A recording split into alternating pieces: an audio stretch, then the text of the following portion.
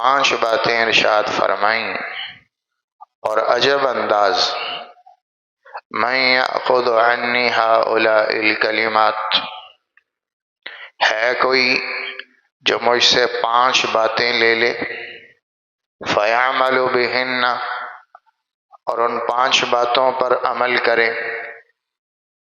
او یعلم من یعمل بہن، یا آگے سیکھ کر اوروں کو سکھائے اور لوگ اس پر عمل کریں، ہے کوئی 5 باتیں لے مجھ سے؟ تو حضرت ابو ہریرہ رضی اللہ تعالی عنہ آگے بڑھے، یا رسول اللہ میں حاضر، میں آپ سے 5 باتیں لیتا ہوں۔ تو اللہ کے نبی نے ان کا ہاتھ پکڑا اور ان کے ہاتھ پر ایسے 1 2 3 4 5 یوں کر کے آپ نے ایک ایک بات بچوں کی طرح سمجھائی۔ ابو ہریرہ جیسا آدمی، اور انہیں ایک ایک بات انگلی پر گن گن کے بتا رہے ہیں کہ ابو ہریرہ پہلی بات یہ، دوسری بات یہ، تیسری بات یہ، چوتھی یہ، 5ویں یہ، مجھ سے یہ 5 باتیں لے لو اور اس پر عمل کر کے دیکھاؤ۔ زندگی کی خوبصورت ہدایات، زندگی کے بہت خوبصورت پھول اللہ کے نبی نے اکٹھے کر کے دیے۔ تو آپ نے پہلا اشارہ فرمایا، پہلی بات اتق المحارم تکن اعبد الناس، حرام سے بچنا سب سے بڑا عبادت گزار بن جائے گا۔ سب سے بڑی بندگی اپنے آپ کو حرام سے بچانا ہے، سب سے بڑی عبادت حرام سے اجتناب ہے۔ سب سے بڑا عبادت گزار وہ نہیں فرمایا کہ جو کرتا بہت زیادہ ہو، تسبیحات، تلاوت، اذکار، نوافل بہت زیادہ کرتا ہو، اس کو نہیں فرمایا۔ سب سے بڑا عبادت گزار بننا ہے تو حرام سے بچنے کی طبیعت بناؤ کہ سب سے بڑا عبادت گزار ہو، مشتبہ سے بچنا، حرام سے بچنا۔ یہ جو پرہیز کی طبیعت ہے یہ مومن کا تقوی ہے۔ آپ نے فرمایا لا ورع کالکف، رکنے جیسا تقوی کوئی نہیں، رکنے جیسی پرہیزگاری کوئی نہیں کہ آدمی میں رکنے کی طبیعت ہو۔ حرام آ گیا سامنے، سرخ لائٹ آ گئی، سرخ اشارہ آ گیا، بس رک جاؤ، آگے مت جاؤ، سرخ لائٹ آ گئی، رک جاؤ، سب دیکھو پر حرام نہ دیکھو، یہ سرخ اشارہ ہے۔ سب سنو پر حرام نہ سنو، یہ سرخ اشارہ ہے۔ ہاتھ سے حرام نکل جائے، پاؤں سے پاؤں کا حرام نکل جائے، آنکھ سے آنکھ کا حرام نکل جائے، زبان کو زبان کے حرام سے بچانا،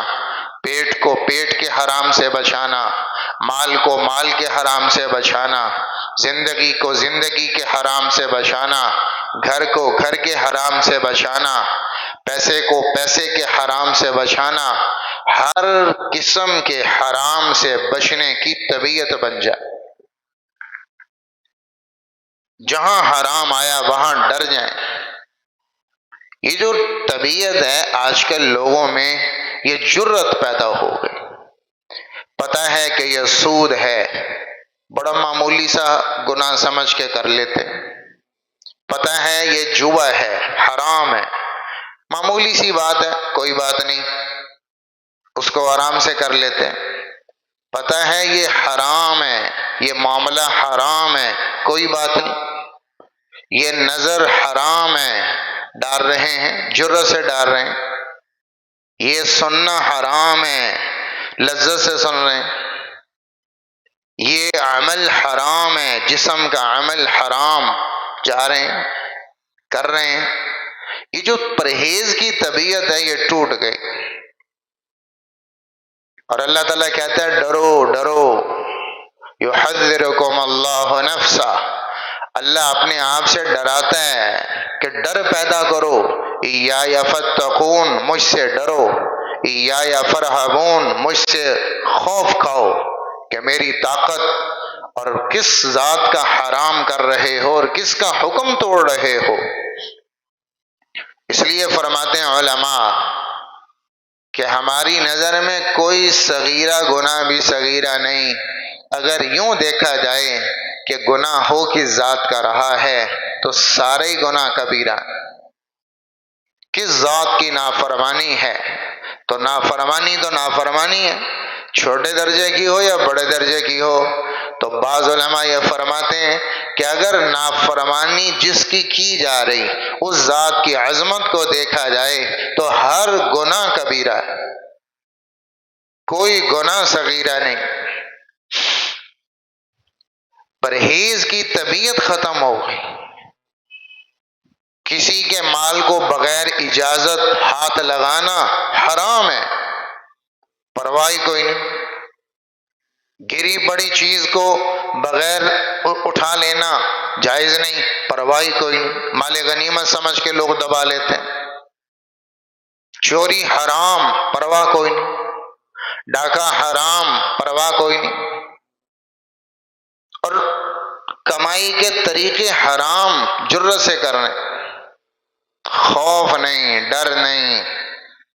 تقوی نہیں، بچنا نہیں، پرہیزگاری نہیں۔ اس لیے اللہ کے نبی نے کہا نماز کی کثرت، روزے کی کثرت، ذکر تلاوت کی کثرت، یہ تقوی پرہیزگاری نہیں، تقوی پرہیزگاری ہے ناجائز میں احتیاط کا مزاج، احتیاط کا مزاج۔ حضرت عمر رضی اللہ تعالیٰ عنہ کے بیت المال میں خوشبوئیں آئیں، تیل تھا خوشبودار، وہ بیت المال کا آیا تو آپ اس کو تقسیم فرما رہے ہیں لوگوں کے درمیان، وہ سرکاری مال ہے تو آپ لوگوں کے بیچ میں تقسیم فرما رہے ہیں، اور آپ کا ایک چھوٹا بچہ آپ کے ساتھ ہے اس تقسیم میں، تو وہ برتن میں تھا تیل، اور وہ سرکاری تیل ہے، مسلمانوں کا ہے، تو جب برتن خالی ہوتا تو ہاتھوں میں بچے کے تھوڑا سا رہ جاتا، جو تقسیم کر رہا تھا تو وہ اپنے بالوں پہ لگا لیتا، ہاتھ پہ تھوڑا سا تیل بچ گیا وہ اپنے بالوں پہ لگا لیتا، پھر اگلا برتن خالی ہوتا تقسیم ہو جاتا، اس میں تھوڑا سا تیل بچ جاتا تو وہ اپنے بالوں کو لگا دے۔ حضرت عمر کی نظر پڑ گئی تو حضرت عمر نے کہا اچھا میں دیکھ رہا ہوں کہ تیرے بال مسلمانوں کے مال میں بڑی رغبت کر رہے ہیں، تیرے بال مسلمانوں کے مال میں بڑی رغبت کر رہے ہیں۔ تو حضرت عمر نے اس بچے کو پکڑا اور نائی کے پاس لے گئے اور سارے بال صاف کروا دیے اور فرمایا ھذا اہون من ھذا، یہ اس سے ہلکی مصیبت، وہ جو تو کر رہا تھا وہ بہت بڑی مصیبت تھی، بے شک وہ جان بہت معمولی چیز تھی، لیکن حضرت عمر کے مزاج میں احتیاط تھی۔ عبداللہ بن مبارک رحمت اللہ علیہ بہت بڑے محدث، بہت بڑے فقیہ، بہت بڑے عالم، بہت بڑے مجاہد، تو ملک شام میں تھے، حدیث لکھ رہے تھے، قلم ٹوٹ گیا تو کسی سے قلم مانگا کہ ادھار، ویسے عاریتاً کہ آپ قلم دے دیں میں لکھ کے واپس کر دیتا ہوں، وہ لکھا اور لکھنے کے بعد یاد نہیں رہا تو اپنے سامان میں رکھ لیا، یاد ہی نہیں رہا واپس کرنا، دھیان نہیں رہا، سفر کیا اور مرو آ گئے، شام سے مرو، ایران کا شہر ہے مرو، ہزاروں کلومیٹر، مرو پہنچ گئے، مرو میں جب سامان کھولا تو قلم ملا، تو وہ یاد آیا کہ اوہو یہ تو فلاں سے میں نے لیا تھا، اس کا قلم واپس نہیں کر پایا، کیا کروں؟ ایران کے شہر مرو سے دوبارہ گئے ملک شام ایک قلم واپس کرنے، کہ قلم میرا نہیں، استعمال کی اجازت محدود تھی، اس کے بعد میں استعمال نہیں کر سکتا، رکھ میں سکتا نہیں، ایک معمولی سا قلم، اور اس کے لیے کتنی بڑی رقم خرچ کر کے ایران سے ملک شام واپس گئے، ایک قلم واپس کر، کہ شبے والے مال سے بھی بچنا ہے۔ ایک قلم شبے میں آیا وہ بھی استعمال نہیں کر سکتے۔ یہ ہے تقوی۔ ہمارے ہاں کرنے پہ زور ہے، 1000 تسبیحات، نوافل، وظائف، کرنے پہ زور ہے، بچنے پہ کوئی زور نہیں۔ تقوی بچنا ہے، بچنا کہ مزاج میں احتیاط آ جائے، یہ میرا نہیں، میں نہیں کر سکتا۔ عمر بن عبدالعزیز رحمت اللہ علیہ کے پاس مہمان آئے، رات کا وقت تھا، تو وہ سرکاری کام کر رہے تھے، تو ایک چراغ جل رہا تھا، مہمان آ گئے، وہ سرکاری کام کرتے رہے۔ جب ان کا کام پورا ہوا اور مہمان کا ٹائم شروع ہوا کہ اب مہمان سے بات چیت کرنی ہے، تو انہوں نے وہ چراغ بجھا دیا اور ایک اور چراغ جلا دیا، وہ بجھا دیا، ایک اور جلایا۔ تو مہمان نے سوال کیا کہ حضرت یہ کیا بات ہے کہ آپ نے یہ چراغ بجھا دیا اور یہ جلا لیا؟ فرمایا یہ جو چراغ ہے اور اس میں جلنے والا تیل بیت المال کا ہے اور یہ سرکاری خزانے کا ہے، یہ میں تب استعمال کرتا ہوں جب میں سرکاری کام کرتا ہوں، اور اب چونکہ مہمان میرا ذاتی ہے اور سرکاری کام ختم ہو چکا ہے اور میں ذاتی کام کرنے لگا، تو یہ میں نے چراغ رکھا ہوا ہے جو میرا اپنا ذاتی ہے اور اس میں استعمال ہونے والا تیل بھی میرا اپنا ذاتی ہے، لہٰذا سرکاری کام کے لیے وہ چلاتا ہوں، ذاتی کام کے لیے یہ جلاتا ہوں۔ یہ ہے مزاج کی احتیاط۔ آج ماشاءاللہ سرکاری ملازم سرکاری گاڑیاں بھی لے کے پھر رہے ہیں، سرکاری مراعات بھی ذاتی استعمال میں ہیں، سرکاری گاڑیاں بھی، سرکاری مراعات بھی اپنے گھر بار کے لیے استعمال ہو رہی، اپنے کاروبار کے لیے استعمال ہو رہی، اور حج پہ حج بھی ہو رہا ہے، عمرے پہ عمرہ بھی ہو رہا ہے، اور صدقہ اور خیرات بھی ہو رہا ہے، اور سمجھ رہے ہیں کہ ہم متقی ہیں۔ تقوی اس کو نہیں کہتے۔ لا ورع کالکف، رکنے جیسی پرہیزگاری کوئی نہیں۔ سب سے بڑی عبادت ہے حرام سے بچنا۔ تو اللہ کے نبی نے ابو ہریرہ کو پہلی بات ایسے انگلی پہ رکھ کے فرمائی، پہلی بات جو اہتمام کرنا، عمل کرنا اور آگے پہنچانا، اتق المحارم تکن اعبد الناس، حرام سے بچنا تو سب سے بڑا عبادت گزار بن جائے گا۔ حضرت ابو بکر رضی اللہ تعالیٰ عنہ، ان کا ایک غلام تھا، وہ کما کے لاتا تھا، حضرت کو کھلاتا تھا، تو حضرت روزانہ پوچھتے تھے کیسے لے کر آئے، یہ نہیں پوچھتے تھے کتنا لے کر آئے، سوال یہ تھا کیسے لے کر آئے، کمایا کیسے، دھوکہ تو نہیں تھا، فراڈ تو نہیں تھا، اس میں کوئی اشتباہ تو نہیں تھا، کوئی حرام کمائی تو نہیں تھی، یہ کیفیت پوچھتے تھے، تعداد نہیں، تھوڑا ہو زیادہ ہو کوئی مسئلہ نہیں، لیکن برکت والا ہو، حلال ہو، حرام نہ ہو۔ تو ایک دن وہ کمائی لے کر آیا، کچھ کھانا لے کر آیا، تو حضرت کو بھوک تھی، آپ نے کھانا شروع کر دیا، تو غلام نے کہا کہ حضرت آپ روزانہ پوچھتے تھے کیسے لائے ہو، آج آپ نے پوچھا ہی نہیں، تو آپ نے فرمایا کہ میں بس بھول گیا بھوک کی شدت میں، تو بتاؤ کیسے لے کر آئے؟ تو انہوں نے بتایا کہ میں نے اس طرح عمل کیا تھا، اس کا آج مجھے وظیفہ، اس کا بدلہ ملا ہے۔ تو حضرت ابو بکر کی نظر میں وہ عمل ٹھیک نہیں تھا، وہ کمائی ٹھیک نہیں تھی۔ اب حضرت ابو بکر کو فکر ہوئی کہ یہ تو ناجائز کمائی میرے اندر چلی گئی،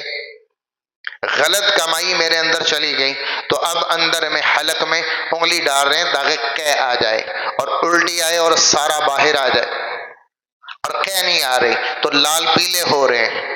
لال پیلے ہو رہے ہیں اور قے کرنے کی کوشش کر رہے ہیں۔ پھر لوگوں نے کہا آپ پانی پئیں، پیٹ کو بھریں گرم پانی سے اور پھر آپ انگلی ماریں، قے آئے گی تو سارا باہر آ جائے گا۔ تو انہوں نے پانی پیا، پھر انہوں نے وہ انگلی ماری تو سارا باہر آ گیا، تو پھر جا کر اطمینان ہوا۔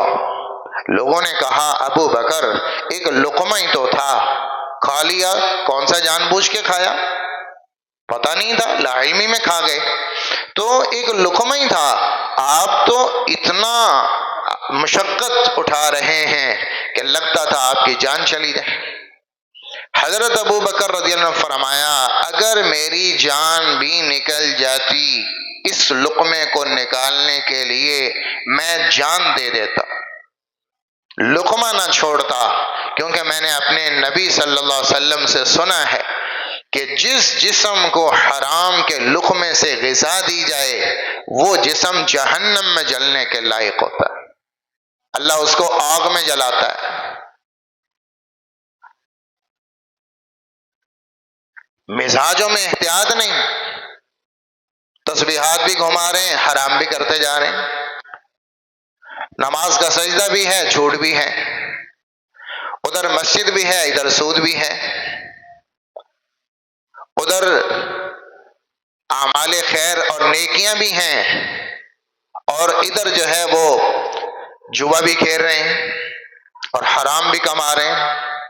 مشتبہ بھی رگڑ رہے ہیں، حرام بھی رگڑ رہے ہیں، کوئی پرواہ نہیں۔ اللہ کے رسول علیہ السلام نے فرمایا میری امت پر ایک زمانہ آئے گا کہ لوگ حرام اور حلال میں پرواہ نہیں کریں، پرواہ نہیں کریں گے، حلال ہے کہ حرام اس کی پرواہ نہیں۔ تو آپ صلی اللہ علیہ وسلم نے پہلی بات فرمائی کہ عبادت کیا ہے، بچنے کا احتیاط کا مزاج آ جائے، خوف پیدا ہو جائے، یہ جو بے احتیاطی ہے اور یہ جو ایک جرت آ گئی ہے حرام کرنے پر، یہ بہت بڑی اللہ سے ٹکر ہے کہ جرت کے ساتھ حرام کر رہے ہیں، بے احتیاطی کے ساتھ حرام کر رہے ہیں، پتہ ہو کر، ڈر نہیں، خوف نہیں، اور پوری طاقت کے ساتھ بے خوف ہو کر، نڈر ہو کر حرام پر آنا، یہ اللہ کے ساتھ ٹکر ہے، یہ اللہ کے ساتھ بہت بڑی ٹکر ہے۔ تو اس لیے فرمایا پہلی بات لے لو ابو ہریرہ، وہ کیا ہے؟ اتق المحارم تکن اعبد الناس، سب سے بڑے عبادت گزار بننا چاہتے ہو تو سب سے زیادہ حرام سے بچنا شروع کر دو، یہ سب سے بڑی بندگی عبادت۔ دوسری بات فرمائی وَرْضَ بِمَا قَسَمَ اللَّهُ لَكَ تَكُنْ أَغْنَى النَّاسِ، سب سے بڑے مالدار بننا چاہتے ہو تو ایک طریقہ لوگ بتا رہے ہیں، پیسے کماؤ، حلال حرام برابر، محنت کو بڑھاؤ، تعلیم حاصل کرو اور حق اوروں کے مار جاؤ، ایک طریقہ لوگ بتا رہے ہیں۔ ایک طریقہ اللہ کے رسول علیہ السلام نے فرمایا سب سے زیادہ مالدار بننا چاہتے ہو تو اس کا طریقہ یہ ہے کہ جو اللہ نے آپ کے مقدر میں لکھا ہے اس پہ راضی ہو جاؤ، جو اللہ نے آپ کو دے دیا تھوڑا زیادہ جو دیا اس پہ قناعت اختیار کر لو، تم دنیا کے سب سے بڑے مالدار بن جاؤ۔ حرص آدمی کو فقیر بنا دیتی ہے، چاہے اس کی جیب میں کروڑ ہو، کروڑ روپے کا مالک ہے لیکن حرص ہے اور تو یہ حرص جو ہے یہ آدمی کو فقیر بنا دیتی، اور آدمی کی جیب میں 10 روپے ہیں لیکن قناعت ہے، راضی ہے، طلب کوئی نہیں، حرص کوئی نہیں، یہ آدمی کو مالدار بنا دیتی۔ آپ نے فرمایا مالداری کا تعلق پیسے سے نہیں، بینک بیلنس سے نہیں ہے۔ لیس الغنی عن کثرت العرض، سامان زیادہ، پیسہ زیادہ، دولت زیادہ، جائیداد زیادہ، اس سے مالداری کا کوئی تعلق نہیں۔ انما الغنی غنی النفس، مالداری کا تعلق دل سے ہوتا ہے، پیسے سے نہیں، مالداری کا تعلق دل سے ہوتا ہے، دل مالدار ہوتا ہے یا دل فقیر ہوتا ہے۔ ایک آدمی کے پاس کروڑوں ہیں لیکن دل فقیر ہے، دل فقیر ہے، یہ آدمی فقیر ہے، مالدار نہیں۔ اور ایک آدمی کے پاس کچھ نہیں ہے لیکن اس کا دل غنی ہے اور اس کے دل میں مالداری ہے، یہ بندہ مالدار ہے۔ مالداری کا تعلق پیسے سے نہیں، دل سے ہے۔ آپ نے فرمایا انما الغنی غنی النفس، دل مالدار ہوتا ہے یا دل فقیر ہوتا ہے؟ مالدار وہ ہے جس کا دل مالدار ہے۔ فقیر وہ ہے جس کا دل غریب ہے، کروڑوں اربوں کا مالک ہے، لیکن غریب کو دیتے بخار آ جاتا ہے، تو یہ آدمی مالدار نہیں ہے، یہ آدمی غریب ہے، فقیر ہے۔ اور مالدار وہ ہے جس کے پاس کچھ نہیں، بلکہ اللہ کے رسول علیہ السلام نے فرمایا ایک آدمی کے پاس مال کوئی نہیں، کچھ نہیں، غریب آدمی، لیکن دل اتنا مالدار ہے کہ وہ تمنا کرتا ہے اے اللہ کاش میرے پاس ایسا مال ہوتا، اتنا مال ہوتا، اور میں تیرے بندوں میں خرچ کرتا، میں تیرے بندوں میں لگاتا، بڑے اخلاص کے ساتھ، دل مالدار ہے، پیسہ کوئی نہیں، میں خرچ کرتا، لوگوں کی مدد کرتا، راہ خیر میں لگاتا، بھوکوں کو کھلاتا، ننگوں کو میں کپڑا دیتا، اور مساکین اور غریبوں کا میں سہارا بنتا، تو اللہ تعالی اس آدمی کو اپنے ہاں مالدار بھی لکھ دیتے ہیں، غنی بھی لکھ دیتے ہیں، اور جتنا اس نے نیت کی اتنے صدقے کا اللہ اجر بھی لکھ دیتے ہیں۔ کیا کچھ نہیں لیکن اس کا دل مالدار ہے، تو یہ اللہ کے ہاں مالدار ہے۔ اس نے کوئی خیرات نہیں کی لیکن اس کے دل نے خیرات کر دی، اللہ نے اس کے خیرات لکھ دی۔ میرے محترم بھائیوں، اللہ کے رسول نے فرمایا آج جتنی ٹینشن ہے، جتنی لوگوں میں ٹینشن ہے، ڈپریشن کا شکار ہیں، لوگ مر رہے ہیں، خودکشیاں کر رہے ہیں، اس کی وجہ فقر نہیں، اس کی وجہ بے یقینی ہے، اس کی وجہ مہنگائی نہیں، اس کی وجہ حرص کا بڑھ جانا ہے۔ جتنی آج مالداری ہے، صحابہ میں تو اس کا 10واں حصہ بھی نہیں تھا۔ اللہ کے نبی تو غربت اتنی گھر میں کہ 3 مہینے کا چولہا ٹھنڈا ہے، ایک چاند چڑھتا ہے، دوسرا چاند چڑھتا ہے، تیسرے مہینے کا چاند چڑھتا ہے، اور اما عائشہ رضی اللہ عنہ فرماتی ہیں ہمارے گھر میں کھجور اور پانی چلتا تھا، ناشتے میں بھی کھجور پانی، دوپہر کو کھجور پانی، شام کو کھجور پانی، 3 مہینے کھجور پانی، کوئی پروٹھا نہیں، کوئی چائے نہیں، کوئی ناشتہ نہیں، کوئی ڈش نہیں، کوئی دال نہیں، کوئی سبزی نہیں، کوئی گوشت نہیں، کچھ نہیں، کھجور پانی، کھجور پانی۔ تو غربت اتنی زیادہ لیکن ٹینشن کوئی نہیں، غربت ہے ٹینشن نہیں، صحابہ کے گھروں میں فقر ہے پر ٹینشن نہیں۔ آج کے لوگ کھا رہے ہیں، پی رہے ہیں، کون سا غریب ہے جس کے گھر میں کوئی مانگنے والا بھی ایسا نہ ملے گا جس کے گھر میں 3 مہینے چولہا نہ جلے؟ غریب سے غریب بھی شاید پورے پاکستان میں آپ کو نہ ملے کہ جس کے گھر میں 3 مہینے چولہا نہیں جلتا، لیکن ٹینشن ہے۔ اور صرف اس کے گھر میں ٹینشن نہیں ہے کہ جس کے گھر میں فاقہ ہے، جو غریب ہے، نہیں، ٹینشن اس کے گھر میں بھی ہے جس کی تنخواہ 5 لاکھ،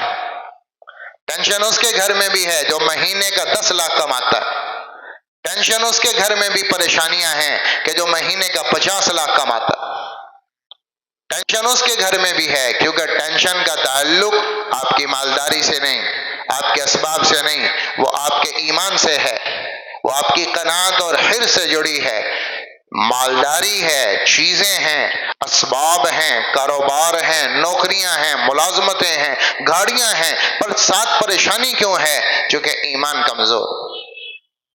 حرص ہے، حرص، اس حرص نے فقیر بنایا ہوا ہے۔ صحابہ میں کیوں ٹینشن نہیں تھی؟ کہ قناعت تھی، جو اللہ کے نبی، جو اللہ نے دے دیا 100 خوش، مزید کچھ نہیں چاہیے، بہت خوش ہیں، اللہ کے دیے پہ کوئی شکوہ نہیں، کوئی شکایت نہیں۔ بلال کے پاس کچھ نہیں، وہ بھی خوش ہیں۔ ابو ہریرہ رضی اللہ تعالیٰ عنہ کے پاس کچھ نہیں، یہاں تک فرماتے ہیں میں مسجد نبی کے ممبر کے پاس پڑا ہوتا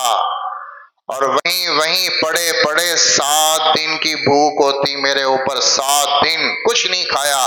تو میں بھوک سے بے ہوش ہو جاتا، لوگ سمجھتے مرگی کا دورہ ہے، مجھے مرگی کا دورہ نہیں تھا، مجھے بھوک لگی تھی۔ 7 دن کا فاقہ۔ ابو ہریرہ وہ بھی خوش ہیں، بلال حبشی بھی خوش ہیں، کچھ نہیں پاس، اور عبد الرحمن بن عوف سب سے بڑے تاجر وہ بھی خوش ہیں۔ غریب بھی خوش ہے، مالدار بھی خوش ہے۔ عثمان بن عفان رضی اللہ تعالیٰ عنہ اتنے بڑے تاجر غلہ منڈی کے، وہ بھی خوش ہیں۔ اور ابو ہریرہ جس کے پاس 7 دن سے کھانے کو کچھ نہیں ہے، وہ بھی خوش ہے، کیونکہ خوشی کا تعلق نہ غربت سے ہے نہ مالداری سے ہے، خوشی کا تعلق قناعت کے ساتھ۔ اللہ نے جو دیا ہے مالدار کو وہ اس پہ راضی، اور جو دیا غریب کو وہ اس پہ راضی۔ ابو ہریرہ کو کوئی شکوہ نہیں کہ عبد الرحمن بن عوف کے پاس اتنا مال کیوں ہے، بلال حبشی کو کوئی شکوہ نہیں کہ صحابہ عثمان بن عفان کے پاس اتنا مال کیوں ہے، کوئی شکوہ نہیں۔ ہر آدمی اپنی روزی پہ راضی ہے، لہذا معاشرے میں کوئی ٹینشن نہیں۔ ہمارے معاشرے کو ڈپریشن کا شکار حرص نے بنایا ہے، مہنگائی نے نہیں۔ اللہ کے نبی نکلے، سردیوں کا موسم تھا، عبداللہ بن عمر رضی اللہ تعالیٰ آپ کے ساتھ، تو کھجوریں، ردی کھجوریں جو ہوا کے جھونکوں سے گر جاتی وہ نیچے پڑیں، تو آپ اٹھا کر صاف کر کے کھانے لگے، اٹھایا صاف کیا کھانے لگے۔ تو عبداللہ بن عمر نہیں کھا رہے، تو آپ نے حضرت عبداللہ بن عمر کو کہا کہ تم بھی کھاؤ، انہوں نے کہا لا اشتہی، میرا دل نہیں کر رہا، میں نہیں کھاتا، مجھے بھوک نہیں۔ تو آپ نے فرمایا وَلَكِنِّي أَشْتَهِيهِ وَهَذِهِ مُنْذُ صُبْحُ رَابِعَةٍ مُنْذُ لَمْ أَذُقْ طَعَامًا وَلَا شَيْئًا، لیکن مجھے بھوک ہے، آج 4تھی صبح چڑھی ہے کہ میں نے ایک لقمہ نہیں کھایا، آج 4تھی صبح ہے کہ میں نے ایک لقمہ نہیں کھایا، مجھے بھوک ہے، تو آپ کھا رہے ہیں۔ اس کے بعد آپ نے کہا فَكَيْفَ بِكَ يَا ابْنَ عُمَرَ، اے عبداللہ بن عمر کیا حال ہوگا تیرا جب تو زندہ رہے گا ایسی قوم میں کہ بعد میں ایسے لوگ آئیں گے جن کے گھروں میں 1 سال کا راشن پڑا ہوگا لیکن پھر بھی فاقے کے ڈر سے ڈر رہے ہوں گے، سالوں کے انتظامات موجود ہیں پر ذہنوں پہ پھر بھی شک ہے، فاقہ ہے، پتہ نہیں فاقہ نہ آ جائے، پتہ نہیں کوئی حالات نہ آ جائیں، پتہ نہیں کیا ہوگا ہمارے ساتھ، ٹینشن پھر بھی ہے، ایڈوانس انتظامات پڑے ہیں لیکن ایمان کمزور ہے۔ تو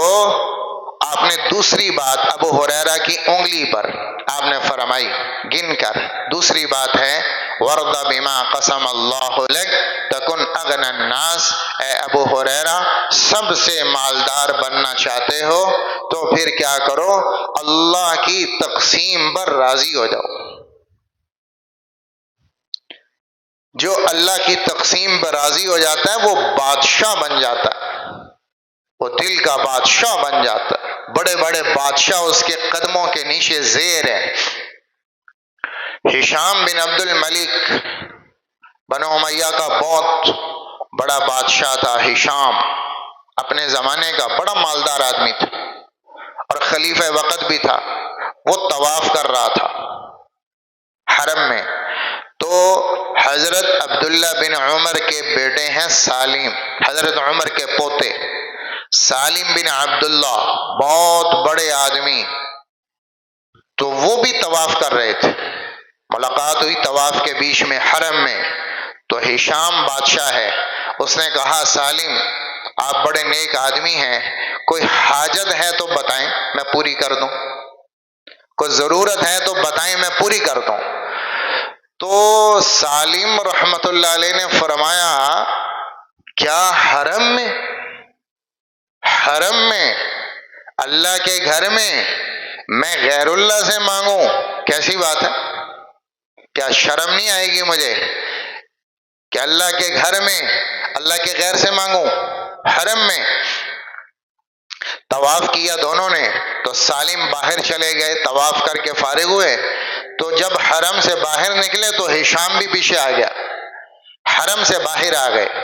تو ہشام کہنے لگا اب تو آپ حدود حرم سے باہر ہیں، اب کوئی ضرورت ہے تو بتائیں، کوئی حاجت ہے تو بتائیں۔ تو آپ نے فرمایا سالم رحمت اللہ علیہ نے پوچھا من حوائج الدنیا ام من حوائج الآخرہ، کون سی ضرورت بتاؤں، دنیا کی بتاؤں کہ آخرت کی بتاؤں؟ ہشام نے کہا دنیا کی بتائیں، آخرت کی میں تو حل نہیں کر سکتا، دنیا کی کوئی حاجت بتائیں۔ تو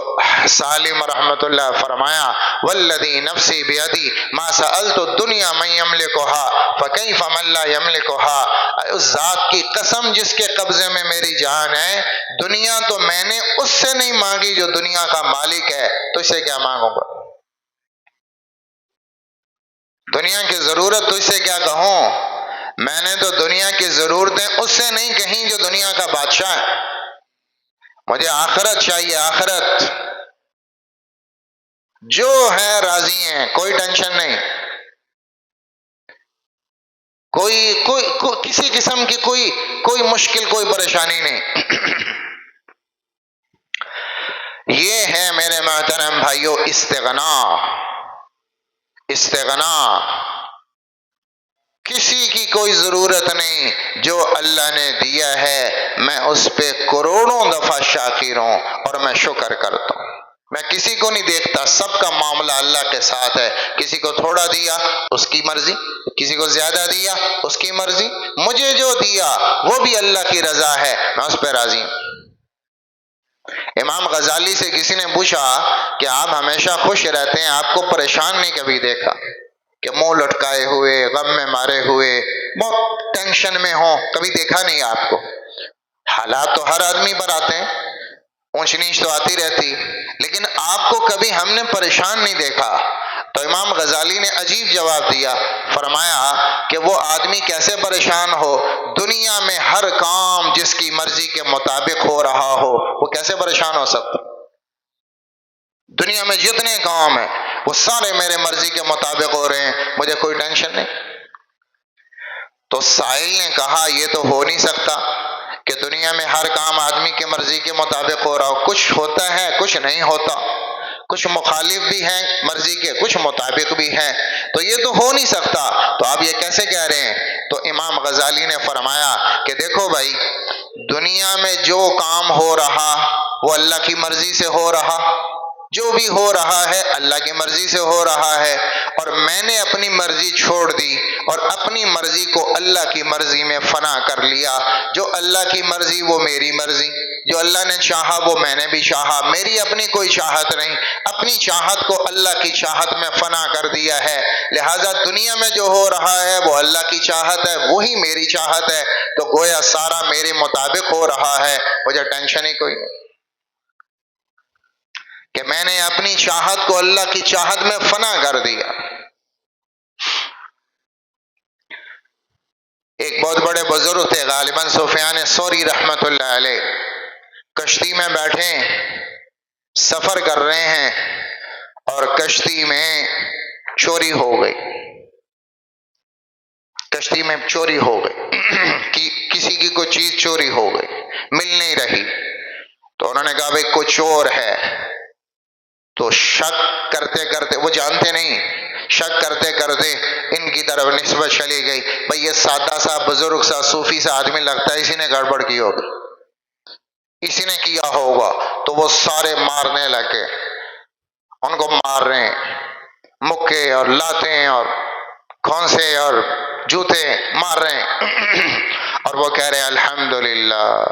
الحمدللہ الحمدللہ، ان کی زبان پہ یہ چل رہا۔ تھوڑی دیر بعد جو چیز گم ہوئی تھی وہ کہیں سے مل گئی،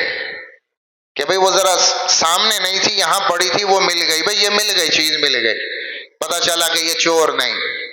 اب وہ معذرت کرنے لگے کہ حضرت آپ کو خواہ مار دیا، آپ کی پٹائی کر دی، ہمیں بس شک تھا،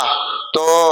اب وہ کوئی پاؤں دبا رہا ہے، کوئی مرہم پٹی کر رہا ہے، کوئی ان کے لیے کھانے تیار کر رہا ہے، کوئی خدمت کر رہا ہے، اور وہ پھر کہہ رہے ہیں الحمدللہ الحمدللہ۔ تو کسی نے، سننے والے نے پوچھا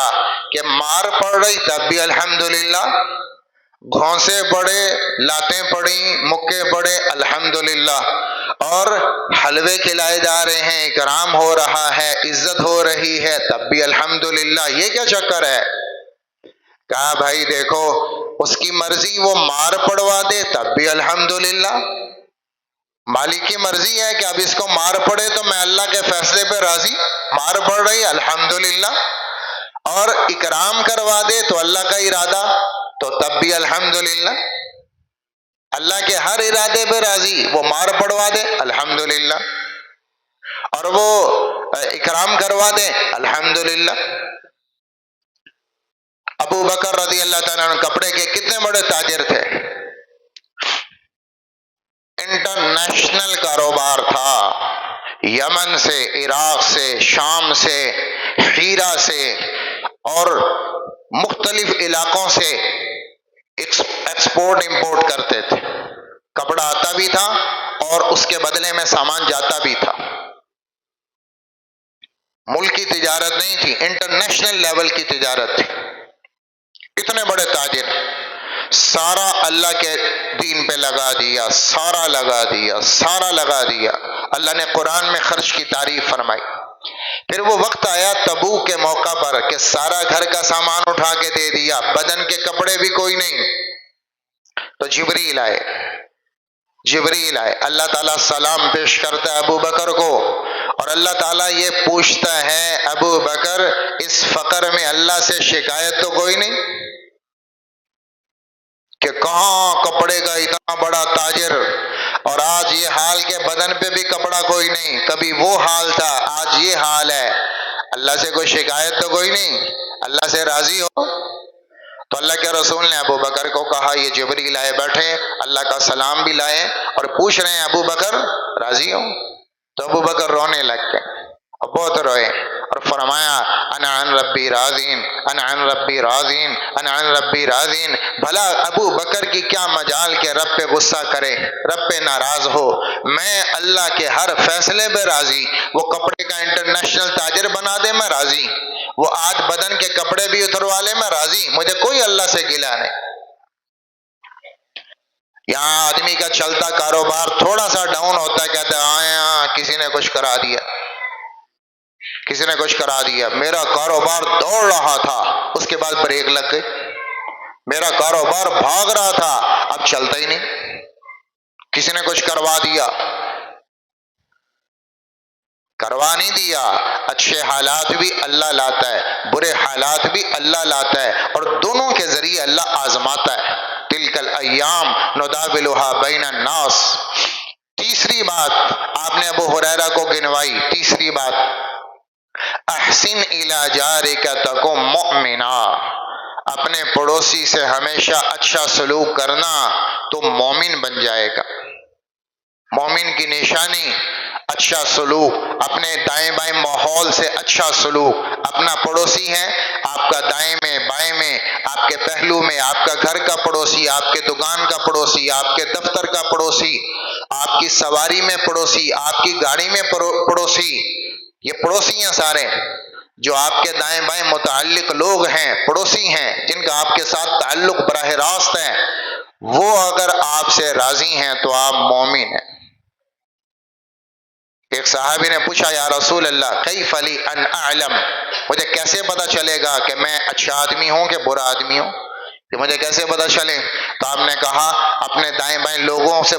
دیکھ لینا، اگر لوگ جن سے تیرا واسطہ ہے معاملات کا وہ کہہ رہے ہیں کہ تو اچھا آدمی ہے تو تو اچھا آدمی،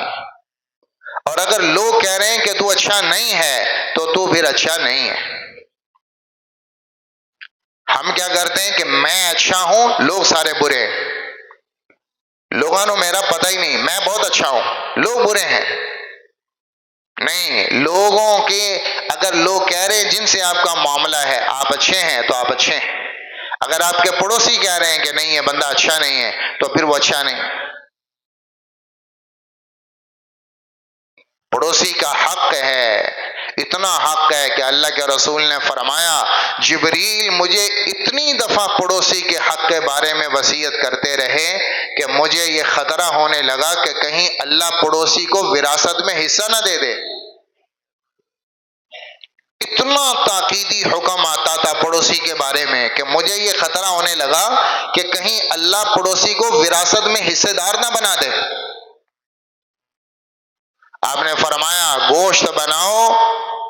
تو اس میں تھوڑا سا پڑوسی کو بھی بھیج دو، ہو سکتا ہے اس نے کبھی کھایا نہ ہو یا عرصہ گزر گیا ہو اس کے گھر میں پکا نہ ہو،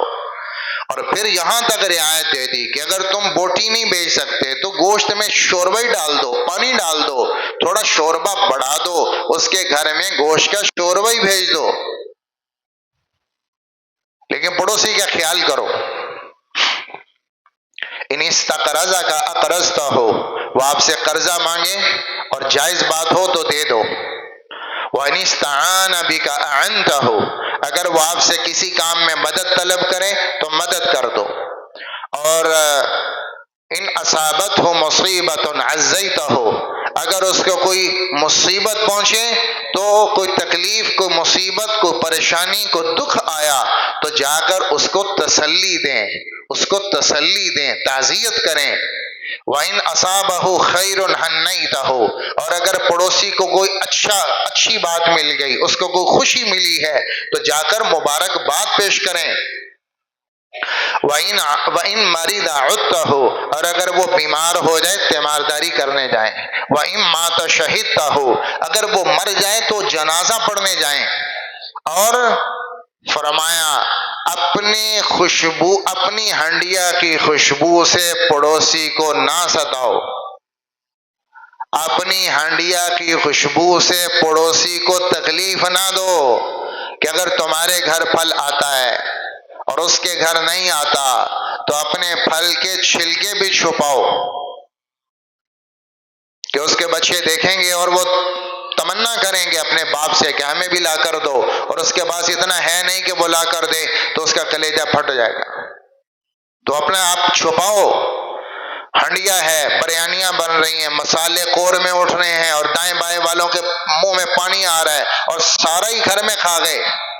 اور کسی کو بھیجا نہیں۔ یہ فرمایا اپنے پڑوسی کو ہنڈیا کی خوشبو سے تکلیف نہ دو، اگر بناتے ہو تو پھر اس کو بھی شریک کرو، کچھ نہ کچھ وہاں بھی بھیجو۔ یہاں تک 10ویں بات، یہ میں حقوق بتا رہا ہوں، 10ویں بات اللہ کے نبی نے فرمائی کہ اپنی چھت پڑوسی کی چھت سے اوپر نہیں کر سکتے اس کی اجازت کے بغیر، کہ تم اس کی دھوپ روکنے لگے ہو، تم اس کی ہوا روکنے لگے ہو، تم اس کو تازہ ہوا روکنے لگے ہو، تو تم اپنی چھت پڑوسی کی چھت سے اوپر نہیں کر سکتے اس کی اجازت کے بغیر۔ ہاں، پڑوسی سے اچھا سلوک کرو، مومن بن جاؤ گے۔ چوتھی بات، احب للناس ما تحب لنفسک تکن مسلما، اگر مسلمان بننا چاہتے ہو جو اپنے لیے پسند کرتے ہو وہ لوگوں کے لیے پسند کرو، یہ معیار بنا لو، اپنے لیے اور معیار، لوگوں کے لیے اور معیار کا نہیں، یہ دوگلا پن ہے۔ جو اپنے لیے پسند کرو، جو بات وہی بات لوگوں کے لیے پسند کرو۔ ہر بات میں اس فارمولے کو چلایا ہے کہ معیار ایک رکھو، جو آپ کو پسند وہی آپ لوگوں کے لیے پسند کریں، تو یہ معاملات آپ کو مسلمان بنا دیں گے۔ 5ویں بات ارشاد فرمائی،